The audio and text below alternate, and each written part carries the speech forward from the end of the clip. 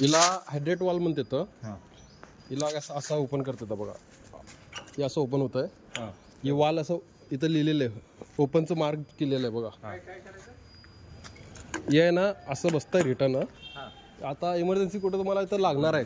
हे hydrate wall म्हणते तिला. हायड्रेट वॉल सिस्टीम आहे. उघडायचं म्हणलं तर ना हे असं उघडायचं. वॉल असं इथं बघा ओपन म्हणून लिहिलेलं येतं. असं असं उघडतं, ओपन होतं, प्रेशरनं पाणी येतं. ये हुस बॉक्स आहे, होस पाईप. आत पाईप आहे, हे पाईप इथं जोडत आहे. मग मग पाणी आपण असं वरती मारू शकतं, कुठं पण तुम्ही मारू शकता. इथं जोडा. ते सगळं सिस्टम आहे. फिरून नाही, ते लॉक आहे बघा. आता मी कसं काढलो, हे असं काढलो, हे काढलो का नाही सर.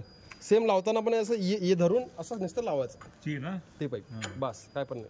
आणि आपल्याला पाहिजे तिकडे फिरवायचं.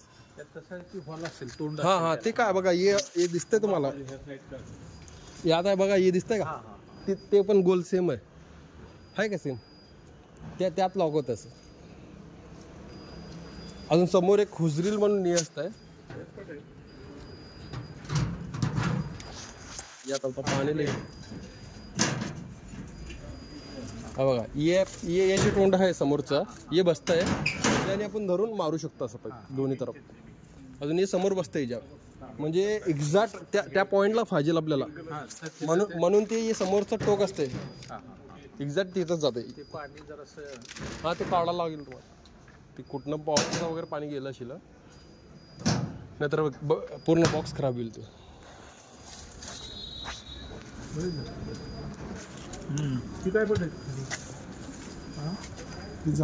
ते झाकण आहे, ते कशाचं असले.